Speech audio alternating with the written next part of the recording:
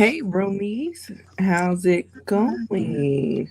Welcome back. Th- Yes, welcome back to a new episode of Roomies Review the Movies. I am Lindsay. This is Maria. I graduated with a degree in film, and Maria's been doing reviews on films for the past 20 plus years. And we are here today to review 1993's Fear of a Black Hat. Now, Yes. Maria, before I suggested this movie, have you ever heard of it? Never. Never.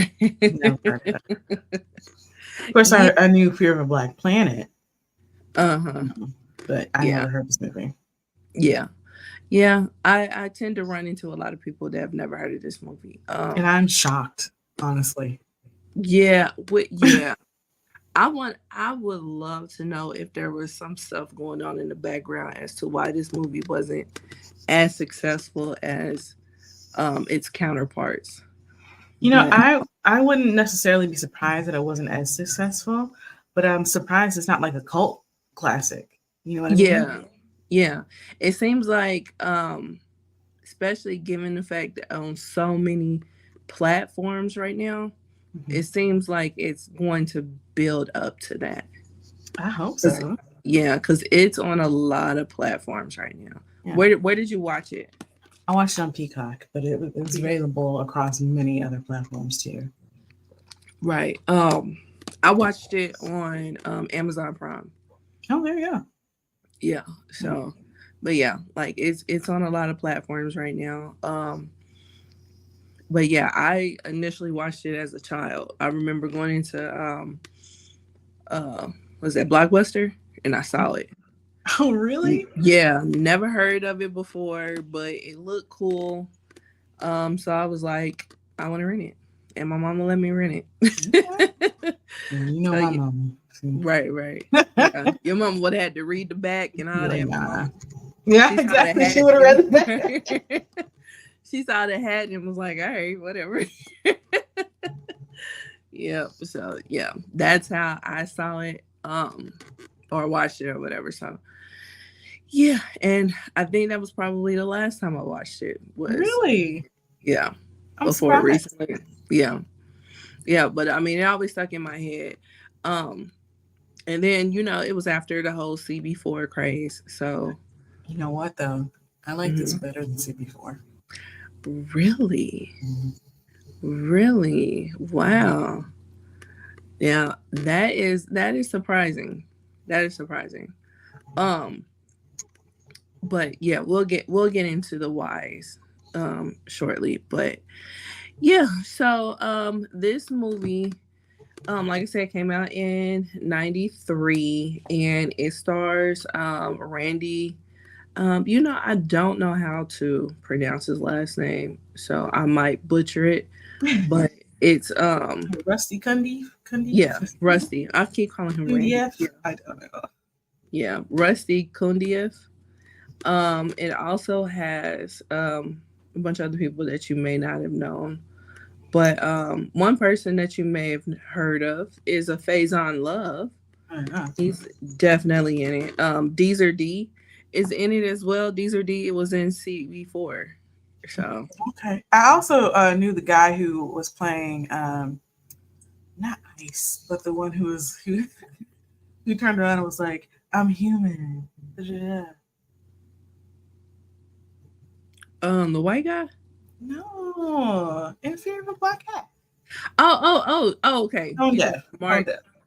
Yeah, you talking about Mark Mark Christopher Lawrence. Yes. I Lawrence? was like, oh, Yeah, I know him.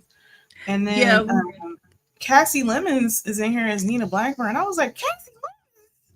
Because I know her as a director. As a director, Because right, right. And she she's did she's directed a few things, a Eve's few popular Bayou, things. Yeah. Talk to Me, Black Nativity, Harriet, Whitney Houston. Like, yeah. She's Mm-hmm. Yeah, yeah, but yeah, nope, she was an actress. oh, she was in Candyman too. Mm-hmm. Right, she Yeah, was. Hmm. yeah. Who else? Um, let's see. Um, Barry Shabaka Henley. Huh. Um, So that is this guy.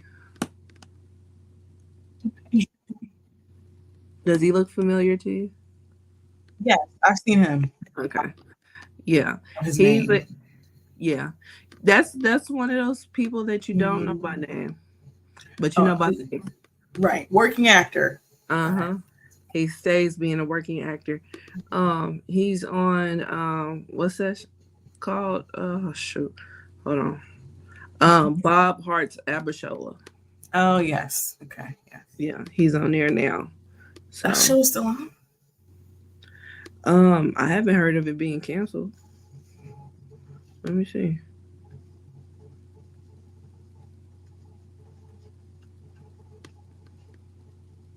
I'm surprised. Oh, it did get canceled. Okay. Dang. CBS admitted to budget cuts. They did 95 episodes. That is messed up. Wow. So close to 100. Yeah. Because once you hit 100, you get to go into syndication. But you know, they still put stuff in syndication. I think you get the big bucks when it goes into syndication after 100. Because you know they did the Wayans brothers foul like that too. They canceled them after 98 episodes. Oh, you're kidding. Mm-mm. Wow. Okay. Yeah. Yeah. They could have gave them extra 5. They didn't have to do that. Also, Kurt Loder's in here. Yes. A couple of times. A couple of times Kurt Loder is in here. Kurt Loder's never saying the N-word. Yeah. Yeah. And it was shocking back then, just like it was shocking now. I was like, why would you do that? Yeah. I know you wouldn't do that on MTV. Right. That's what I'm saying. Like, I don't think in real life when he was saying NWA, he was saying niggas with attitude. So no. Yeah. So the fact that they had him saying that was funny. But in the same breath, they did beat up that one dude severely for saying it. So right, they did. Mm-hmm. So which is why I was like, I'm surprised he would say that. Yeah, but I guess he's covered by journalism. I don't journalistic privilege or something. Oh yeah, that guy's name. What was his name? Vanilla Frost or something like that. Vanilla something. Sherbert, Vanilla Sherbert. No, Vanilla Sherbert, that's the one. Which is Vanilla Sherbert. Is there even such a thing as Vanilla Sherbert? No, because Sherbert's made from fruit. Yeah. So, unless vanilla is considered a fruit. I wouldn't consider it a fruit, but yeah. But yeah. Did you eat tomato sherbet? No, but I don't consider that a fruit either. But it is. That is going to be an ongoing debate from here to Kingdom Come. Okay. So looking it up, apparently it can be made from water, sugar, and a dairy product, and a flavoring, which is typically fruit juice, wine, liquor, and non-fruit flavors such as vanilla, chocolate, or peppermint. Okay. Something every day. Mm-hmm. I've never seen a chocolate sherbet. Not that either. Yeah. All the sherbets I've ever seen are always fruit flavored. Right. So, and that's all I want to see. I'm not trying to taste nothing. I would not really quite understand the point of vanilla sherbet when I could just have vanilla ice cream. Maybe if you can't do dairy. But it's made with dairy. Not as much. It's made with dairy, cream, or milk. That's one of the main ingredients. I don't know. Yeah, because I thought it wasn't either. Yeah. I thought it was kind of like an iced fruit, creamy thing, but not necessarily dairy. But apparently it is. Right. Because I get it as an alternative. Mm-hmm. Yes, welcome to the dessert hour. Right. Right. Courtesy of Fear of a Black Hat. So, yeah. So the movie, it's pretty similar to CB4. How it's excuse me, how it's set up being a documentary, but instead of it being like a documentary for retail purposes, it's basically this one lady that is going, I think, for her doctorate, and she's following them around, and because she's using them as her thesis So Yeah, she's a sociologist who analyzes hip hop. right. So with that being said, she's asking them questions, whatnot, and they are, you know, answering them to the best of their ability. But it seems like they have an excuse for everything. Oh yeah. And it is quite amusing how much they have an excuse for it. Like one thing that they have an excuse for is how their managers suddenly get killed. Yeah, all like they had like 5 managers just up and die. Yeah. Um, and like most of them are white. Right. The white men just keep dying in your presence and nobody's concerned. Right. But the first couple was black. Right. And But we don't so know if they got killed or not. They just said right, they decided to switch. I was like, what happened? right. And then they figured they would stop killing black folks and start getting white managers. Another thing that they had an excuse for was the quote unquote reverse racism with white folks because they had a song called Kill Whitey. Mm-hmm. And they was like, yeah, but that's one specific person. Which this was a good right, this was a good this was a good excuse. They was like, that person's name is Whitey and he owes us 70 G's. Probably Whitey Bulger, right? Right. It's a real deal. Yeah. Hey, I wouldn't be too fond of a person if they owe me 70 G's. So Hey. And also, why am I lending anybody 70 G's? But anyway. point. So if I got 70 G's to lend, you can just have it. Because I really think how many people are gonna be able to pay that back? Come on. And 70 G's is a lot of money 30 years in the future. So just imagine 30 years in the past. Oh Lord, now you're gonna make me have to calculate. Yeah. So because this movie came out 31 years ago. Wow. Excuse me. I know, right? 31 years ago. Yep, that's correct. Yeah. I really enjoyed the film, so let's keep going here. So she's following them. She's a sociologist. They've got answers for everything. They have all these weird circumstances happening with their managers. Yeah. And so so they have we pretty much see them with this one particular manager, and they are going to a concert. And when they go to the concert, everybody's on the marquee, including their rivals, the Jam Boys, and then they have in special guests, and they are not. NWH is not on the marquee, so now they're pissed off. So they're trying to go backstage. The man at the door won't let them backstage. So they're going back and forth with the man back door and at the back door. And then the manager, he's going back and forth with another person about them being on the marquee. So on the inside, somehow. Yeah. Nobody knows who they are. Right. Nobody knows who they are, but they're supposed to be known as a special guest. So they end up having a scuffle. And that's when they told the cameras to cut, of course. But but they ended up getting on the marquee. And yeah. Well, Negroes with hats. Yeah. Right. Negroes with hats. Yeah. So their whole thing was like, when we were enslaved, we didn't have hats to protect us from the sun.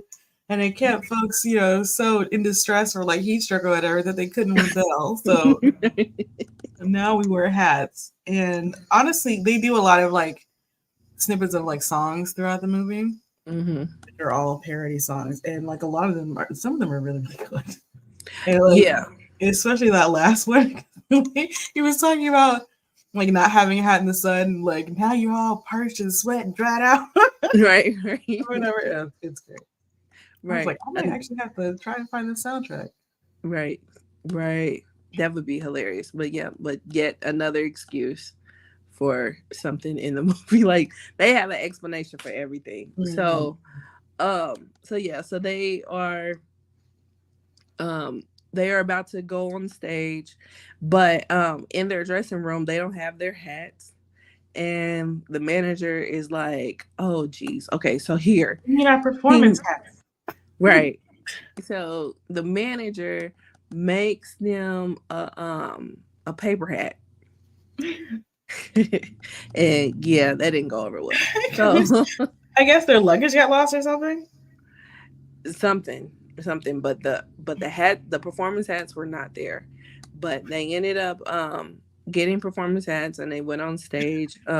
Before they went on stage, however, they were confronted by the police, and the police told them that they could not grab themselves on stage.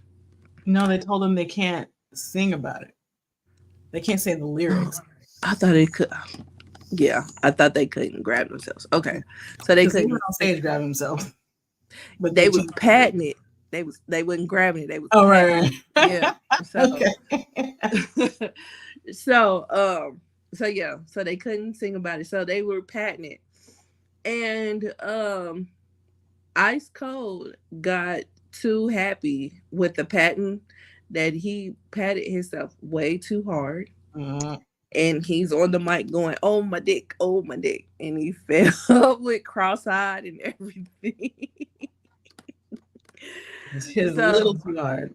yeah, so that was enough for them to get arrested. No, So because yeah, he wasn't supposed to say that word.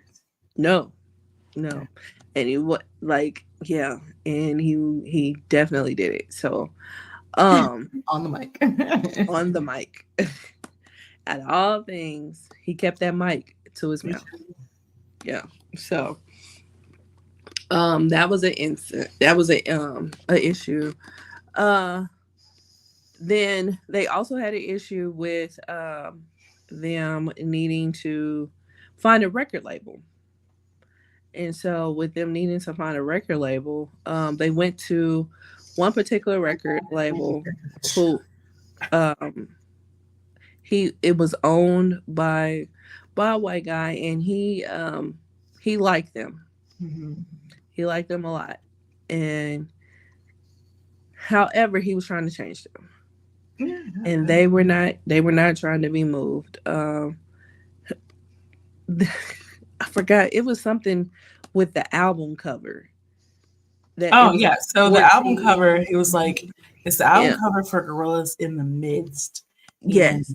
there have like 14 dead police officers on the cover, Yeah. and they're like, "We know you have 14 dead police officers on the cover, but could you have like none? That would be great."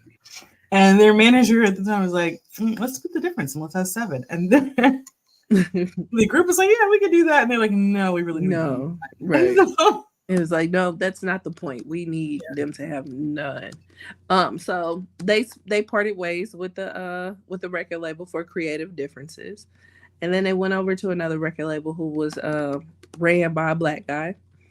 And he loved everything about it. So they were able to put out Gorillas in the Mist along with the video. So and the video was very political. So yes, they have like their whole thing is like political but sexually explicit.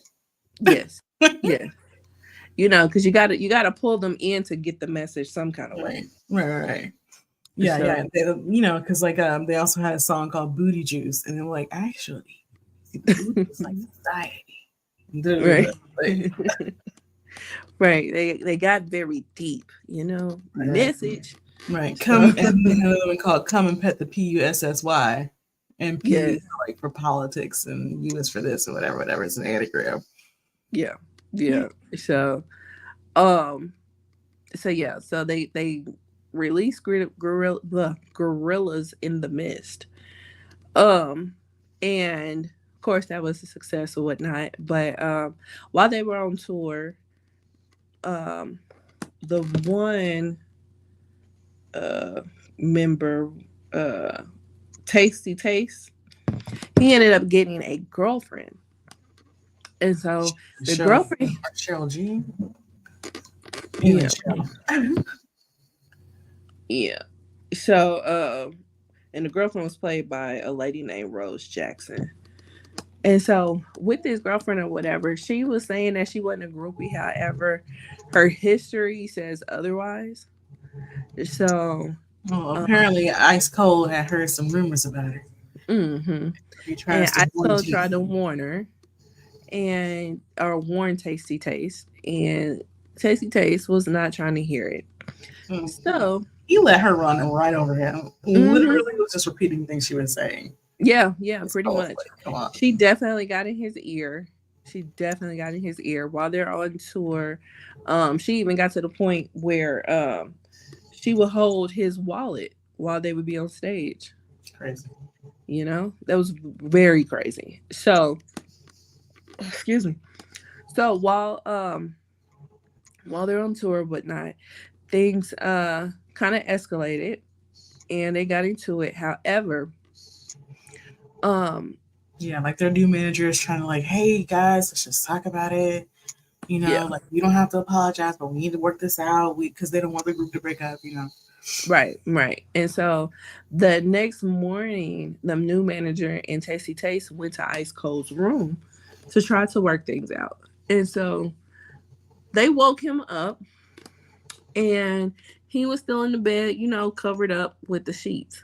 And then he's like, hey, I kind of got somebody in here.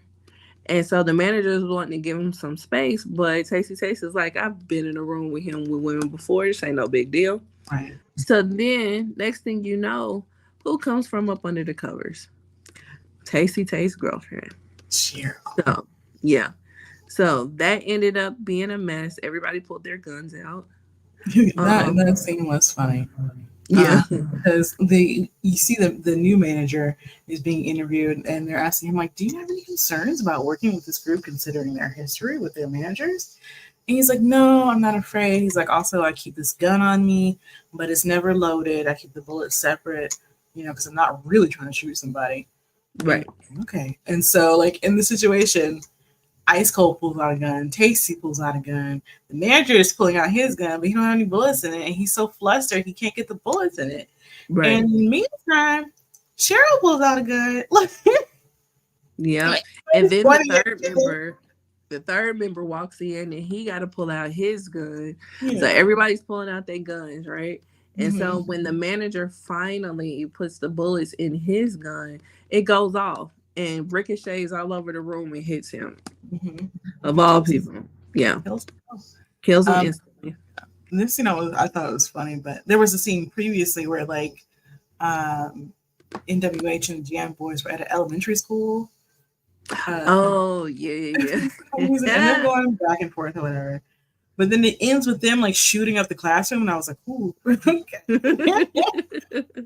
Right. And the teacher saying, go run, what do you say? Run for your lives or, Yeah. uh, yeah. He was like, I quit. He was like, Mm-hmm. I'm gone. Both of those things. hmm So, yeah, that was funny because that teacher was really trying to keep the peace and it was not happening. But the reason why they got into it, He's trying to keep the education. well, that too. But the reason why that ended up happening was because Ice Cold exposed one of the Jam Boys as not being a gangster. Mm-hmm. He went to a prep school. And He was part of the Glee Club. He was the and on the yearbook. yearbook, yeah, he's like, how you gonna be a gangster editing yearbooks? So yeah, that was pretty funny. But yeah, so they ended up breaking up after everybody pulled guns out on each other, which I understand because if you pull out Yes, a gun on me, we're we're kind done. of done. Yeah, we're kind of done here. Um, so yeah, that so everybody goes solo. So this is when that song "Come and Pet the Pussy" comes, because Ice Cold he takes on a more pop tone, and which this looks just like CNC Music Factory. Like they took Oh it straight yeah, from him. it is like CNC Factory, and like because they have a few jokes about MC Hammer running throughout this. Yeah, So probably have a character called MC Slammer. I'm just like, y'all be careful because MC Hammer's a real gangster for real gangster he's a connection. right, Like, right, right, right. But you know, back so then he was still trying to have the, you know, clean persona. yeah, even though the persona was real. But Right, right. but it was just this type it, of music that the people were like, mm, there's no way. And so he like does the same, like Ice Cold does the same thing, but like you said, the CNC Factory. yes, yes. What was that song? Everybody Dance Now. Yeah, yeah. Yeah. So So he so they pretty much redid the video, and they had, instead of having a skinny black model going Everybody Dance Now, um what they had was a Asian lady. yeah, skinny Asian Come model. out. Yeah.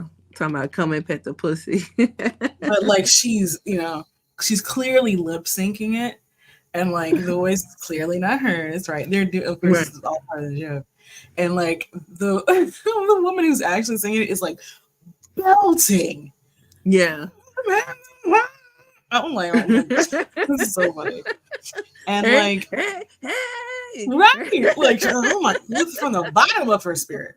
Okay, she felt it. She means it. And like the whole style of the video, like you said, is like that CNC Factory video. So they have like the floating fabric and everything, and like the pulsating kind of camera and all that stuff. It's great. I love Hmm. it. Yeah. Even Ice Cold's outfit is just like the dude in CNC Music Factory, down to the hair. They pressed his hair out, put it in a ponytail. Mm-hmm. That was funny. So so yeah, so that was him. Then the DJ. The DJ took on a more PM Dawn approach. Oh, And I so was thinking of oh gosh, what was the one? Mr. Wendell. oh Arrested Development. Yeah, that's a came on No, my yeah, no, that's more PM Dawn. more being Uh, that. Okay. yeah, yeah, that's more PM Dawn. So um yeah. And his song was I am just like you. I'm just a human. You are just like me. I'm just a human. So yeah. And his verse was mainly about taking a shit Yeah, that we all poo. that we all poop. Yeah. Everybody poops. That was like, yeah, that was fun. And then in the video, he does a number one. Just Yeah, right yeah. there. So that always stuck out to me. Always stuck out to me. Yeah, I personally I don't like that much that kind of cute. So It grosses me out. But yeah, it was like, oh my goodness. He was like, yeah, I don't see color anymore. You know, we're all human. We all need to respect each other. Whatever, whatever. When I look at everybody, everybody is like the same shade to me. And he's wearing these like deep red glasses. And the interviewer was like, "Can shade?" He's like, everybody's just really connected. Like, right. Yeah.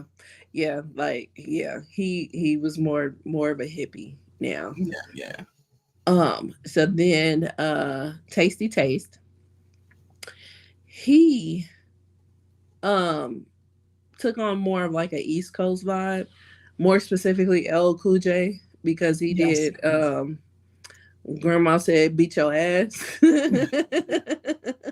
Grandma said, "Kick your ass." Yeah. So Got the boxing ring and all that stuff. right, they And had the black and boxing white. ring, and they had a grandma there knitting, telling her grandson to kick your ass. Right. So yeah. So with these three, now they're all, you know, successful in their own right and whatnot. So they're getting booked, but they're getting booked with the same people they were getting booked before as NWH. And so now, because Instead of just special guests. yes, and so now because they are solo artists, they're pretty much getting screwed on the time, and they're all trying to negotiate times for real, and nobody is successful with negotiating the time. So they ended up running into excuse me, the Jam Boys old manager. Excuse me. This old manager is the one that shot their first manager in the movie. Yeah, And because they were like the first one. That wasn't us. We was out of town. They were like, we were out of town. Like, right. So the first one in the movie. And with he went to jail for that. So now he's out and he's telling them, I'm not with the Jam Boys no more. If y'all need me to be y'all manager, I'm available. And so they start talking about how they're doing their own solo management. And he's like, no, I'm talking about with y'all getting back together. Y'all should get back together and I'll be your manager. So they pretty much come together and get back together right then. And so now the marquee has changed. The set or the order of the performers have changed. The Jam Boys are upset, and then they find out that niggas with hats is back together. yep. They was about to be headlining. They about to go on. All of a sudden, that's Yep. So yeah, so that's how NWH got back together. how the Jam Boys have fallen. Yes. So I did find out that $70,000 in 1983 is worth $221,242.17 today. Wow. Mm-hmm. So yeah, I most definitely will be writing a song talking about Kill Lady. Yeah. It was justified. It was definitely justified. Some of the things that I really liked in the film were like basically like the parody characters they had. Mm-hmm. So we already talked about MC Slammer, but they also had Jike Spingleton. Yes. Movie director who's like, while they're doing this, right before they do the whole solo thing, because Ice Cold gets a movie role. Yeah, as a cop. Right. As a cop who's like following this drug dealer who's recruiting literal babies in bassinets to sell drugs. And he gets the drug dealer and they're on the ground and he's like, don't you call my mama a B anymore. And he goes, what the hell? And then so Jake Spingleton is the director for this movie.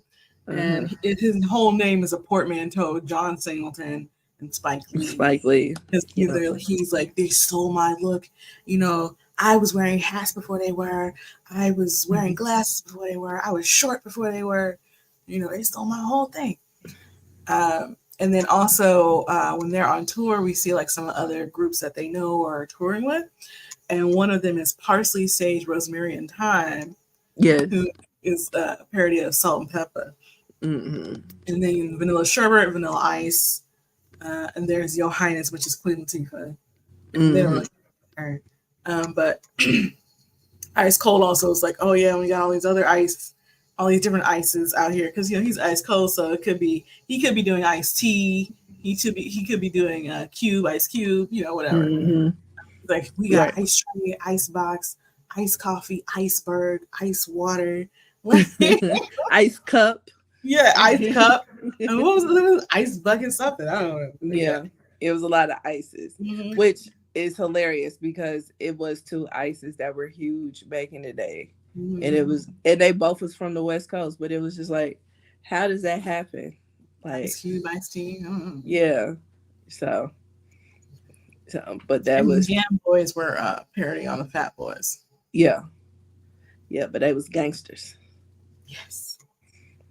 Well, fake gangsters. But yeah. Very fake. Right. Yeah. So yeah. But yeah,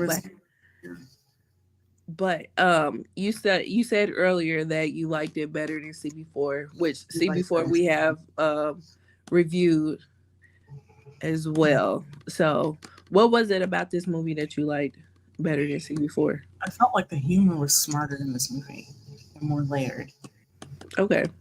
And brought in more aspects. Because because you have like the whole like you have themes that continue throughout. So the whole like theme of like political but sexually explicit continues throughout. And then you have like the display of that, right? And display and how they do that in like Booty Juice and Come PUSSY, right? Mm-hmm. And like you see the videos and how they're actually talking about it and like implementing that and making lyrics for it. And like that's really funny. There are lots of like one of my favorite things in comedies is when you have kind of like one-liners or maybe even off-screen one-liners that are just hilarious. And so there's a lot of those in this one. Like people just kind of like the people who aren't the main characters in the scene saying something that's very funny. And I like the whole like they went on the whole thing with the because that was the whole thing. Oh, sorry, let me start over. I'm getting very ADHD right now. Excuse me. So I really like they brought up the issue that was happening at the time with like people like CNC Factory, like we were talking about the music video. It's really a fat black woman singing the song, but in the music video they put a skinny model.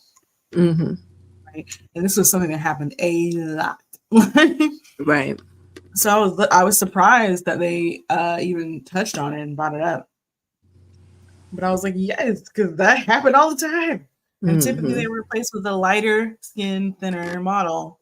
To be them, they don't get really any of the credit. So I was like, oh, that's cool. We brought that up, you know. Yeah. I could definitely tell, like from some of the jokes they made, that there is a knowledge of music history and also of some like other things, like some other kind of like I think that they made a joke that involved some kind of Greek mythology at one point. But I could tell they were pulling like influences for the jokes from like a lot of different spaces. The jokes felt more deliberate and more well done. Okay. Yeah, I definitely agree with you on that. It's like they actually took the time, whereas CB4 they kind of was more surface. Yeah, feels more improvisational. Right. And then like with Fear of the Black Hat, it some of the jokes may go over your head. Cause me watching it as a 10-year-old, some of the stuff went over my head. I mean, yeah, as a 10-year-old, I don't miss stuff. So someone who's like, you know, grown up and like had some classes and stuff. I was like, oh, okay, I recognize that thing you're doing. And so I could tell like they really planned and plotted and wrote. Yeah. So, but yeah, like I said, I watched it as a 10-year-old, and I watched it after CB4. So I was just looking at it like this is another CB4. You know, but now watching it as an adult, I start thinking about it more differently because I mean they're pretty much playing off of one another as far as like the subject matter and how it's structured and whatnot. But I started thinking a little deeper as like, okay, who came up with the concept first? And who started filming first, you know? But I mean, they're very different though. They're the same and they're different. Yeah, because I really like the fact that we get the three of these guys and they have these three different personalities. And then when they break up, you get to really see these three different personalities. And also you get to like parody three different aspects of like hip hop genre at the time, which I think is yeah. Excuse me. Yeah. Now that it was a big contrast to what they were doing as a group too. Yeah. So but you know, the way the story progressed, there was a lot of things that were similar that you can't do nothing but compare it to CB4. Oh yeah, they're definitely have similarities for sure. Yeah, I can totally see comparing it to CB4. Yeah. So I always wonder like what transpired back then, because if I like say for instance if I was Chris Rock and I heard that Rusty was coming out with a movie similar to mine or trying to shop it or anything like that, I would probably feel some type of way. Well, they were probably in the same circles, you know, so exactly. they probably already knew about that. Exactly. That's my point. You know what I'm saying? Yeah. Because especially back then, you can only have one type of movie like that. Like these type of like the companies, the Mhm. film companies and stuff like that, they weren't really out here trying to purchase that many black movies. Right. Especially not these type of black movies, you It's know. very specific. Yeah. Um, a lot. Also, some of the humor kind of reminded me of the humor from, gosh, the movie, The Holy Grail.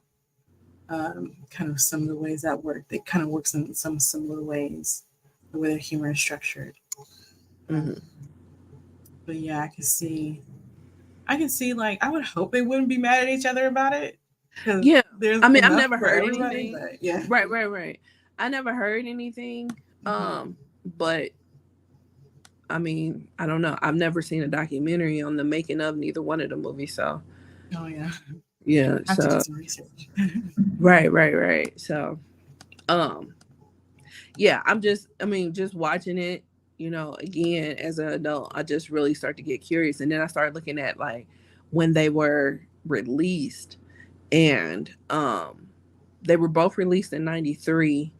Um, Fear of a Black Hat was released to the to a festival first, Mm. but CB4 was released to theaters first. So I don't know. Yeah, I don't know, but Yeah, it was I would released definitely. in the Sun at the Sundance Film Festival. Uh huh. Yeah, and Chris Rock released CB4 the same year in March. Mm-hmm. Yeah. A Yeah. deal to distribute Fear of Black Hat fell through, delaying the film's release. So the film premiered in limited theatrical release on June 3rd, 1994. Mm-hmm. Dang. So that, yeah. More than a year after the Sundance debut. So, oh my God, they only made 233,000. Yeah. Yep, that delay really killed it. Yeah. It really did. It really did, and that was against $1 million budget too. So Mm-hmm. yeah. Um. Yeah, and like I said, I saw it at home, so it probably not too long after it got released to the theaters is when they put it in Blockbuster, Yeah, and 94 usually and back 95. then, yeah, and usually back then it took 6 months to a year before they put it on VHS. So yeah, I can see what you like. See what you're saying about like the movie industry, especially like trying to like, oh, somebody already did that. You know what? So hmm apparently, what it looks like to me, I'm just speculating, is like these movies were thought of around the same time and shot around the same time and were accepted around the same time, but this one could not find distribution because folks were afraid to distribute it more than probably UB40 for well, I was UB40. UB40. That's funny. Um, so CB4. I wonder what helped CB4 get that distribution that this one Well, couldn't get. probably Chris Rock. Probably Yeah. Chris Rock because you know Chris Rock was famous for Saturday Night Live back then. Oh, okay. Yeah. So um I knew he was on Saturday Night Live. I tend to forget that yeah, because I wasn't watching Saturday Night Live at the time. true. I was watching Snick. Right. But yeah, he was yeah, so I can definitely see him being the main push, especially because he was the one behind the camera with it as well. So um I don't know if that was like his first movie he wrote or what, but yeah. But They had yeah, a lot of songs in this one, actually. I'm looking at the list here. I didn't realize how many it was. you No, said what? they had a lot of songs in the movie, and I'm looking at the list here. I did not Yeah. realize exactly how many songs they had in this movie, but you got Booty Juice, Come and Pet the PUSSY, F the Security Guards, A Gangsta's Life Ain't Fun. So, A Gangsta's Life Ain't Fun is one they're supposed to make for the kids to show how Gangsta's Life was fun, but they did nothing to make it look like fun. It looked very fun, but Right. Gorillas in the Mist, Grab Your Stuff, Granny Said Kick Your Ass, Ice Froggy Frog, which I think I missed somehow. I don't I'm Just remember. a Human, Kill Whitey, Oh My Peanuts, Wear Your Hat, buried and bald. Because if you don't wear your hat, you'll be buried bald. Right. You don't Definitely die. need your hat. My head. Mhm. White Cops on Dope. Santa Claus is Coming. So that's 14 songs. Oh, they had a Christmas album. How great. Mhm. Ho Ho Well, Ho's was the Christmas album. yeah. Didn't NWA have a Christmas album? I don't know. Did they? It seemed like at least a song. Maybe a song. I know. Yeah, it was like a whole album. I know Run DMC had a Yeah, Run Christmas DMC song. for sure. Yeah. Seemed like NWA did too. I'm looking it up now. It's just bringing up Northwest Arkansas holiday events. What? Let's see. Let's see. Yeah, Easy E, Merry Motherfucking Christmas. Yeah, see, I know I wasn't tripping. I mean, I wouldn't be surprised. That was very common, Mm-hmm. but a whole album would be less common. And so that's Yeah, what because I'm there's like. only so much you can do as a gangster rapper. I would love to hear what you do for a whole album of Christmas music as a gangster rapper. Really? Yeah, it's definitely an EP. Like, so, all right. So let's get into our rating system. All right. So our movie rating system is 1, movie real trash AF. 2, it exists. 3, entertaining. 4, great. 5, a true classic. Maria, what say you? I think I'm gonna give it a 4. A 4. All right. I give it a 4 as well. Definitely looking at it in different eyes 30 years later. But Yeah. which I would hope anybody would with that Please. big of a gap, you know. And anything you were watching when you were 10 years old, if you're now 40, please see it differently. I'm right. Right. So but yeah, and then I'm also here very appreciative of the work ethic that they put into this, because just naming those songs alone and how those songs had choruses and verses and all that's a lot. Actual lyrics, like Yeah, like they were actually saying something. And because I mean they could have done the easy route and just pushed one song, you know. Yeah. So Play that over and over. Yeah. So which we have seen before. So yeah, I definitely acknowledge and appreciate the work ethic that they put into this movie. Yeah. And it is amusing. It's very funny. I was really laughing.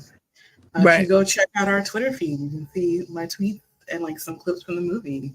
Posted there. So yeah.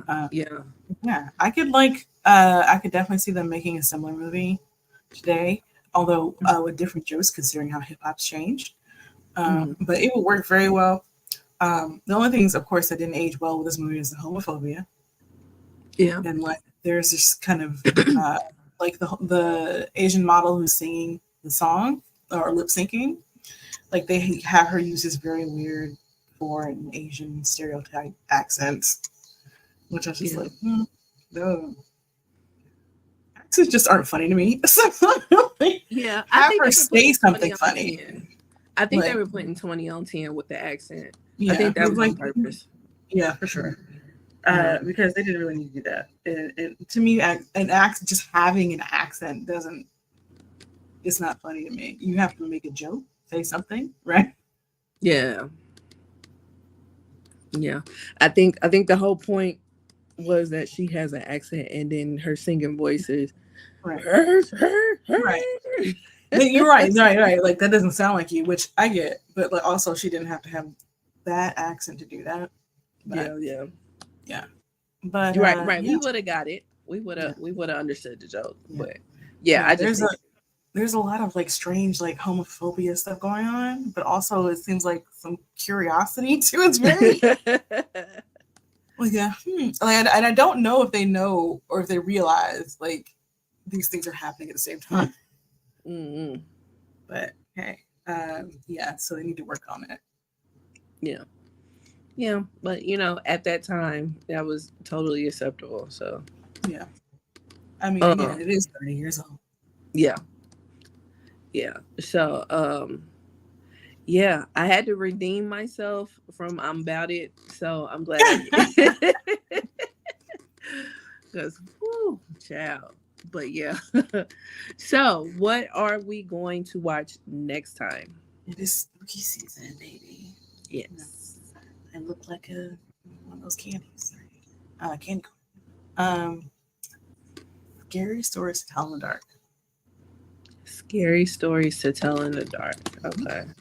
It is on Netflix. Okay. Now, have you ever heard of the book? It sound. Oh God, It should sound familiar. If it you does look up sound familiar. scary stories to tell in the dark illustrations, don't do that.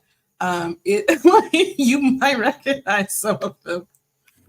Um, this No. book, I remember like this book being around a lot when I was a kid, Mm-hmm. but I never read it because I would see the illustrations and be like, "Oh no, I don't. This is too creepy for me." But I would listen to other people read the story, so Mm. I'm familiar with a few, like, quite a few of them. Mm. All right. You okay over there? Yeah. Mm-hmm. It says eerie, intense, and suspenseful. Yes. Okay. So scary stories. Is it a like an anthology? Yeah, I guess you could say that. Yeah, it's all. I believe it's all by the same author though, but it's a collection of short stories. Definitely more accurate. Okay. All right. So that's what we will be reviewing next time is scary stories to tell in the dark. So Maria, where can we find you? You can find me online pretty much anywhere, and if I'm there, you'll find me at Valar More Dollars, as VALARMOR Dollars. I'm also on another podcast called Nerdgasm Noir with 5 other Black women to talk geeky, nerdy pop culture stuff. So you can join us over there. We also have a podcast where we talk about what's called Smut Book Club. So you get it. And there's another one we have called A Diverse Mess, where we talk about basically like reality TV. Mm. Definitely need to tune into that because I have a lot of opinions and I have been utilizing my Twitter a lot lately. But you should definitely check it out. Where can they find you, Lindsay? So you can find me everywhere at L_Ranelle. That's L_RANELLE. And also on my other podcast, The Ish We Talk with my cousin Lily, where we talk about a variety of topics. So yeah. All right. Good. Well, guys, we'll be excited to see you again next week. Please, again, if you're watching, leave us a like. If you're listening or watching, leave us a comment, a review, share with your friends. If you have any suggestions, let us know. But until next time, Yep. tell some scary stories in the dark. Yeah. So we will see you next time, episode 63. Bye. Bye.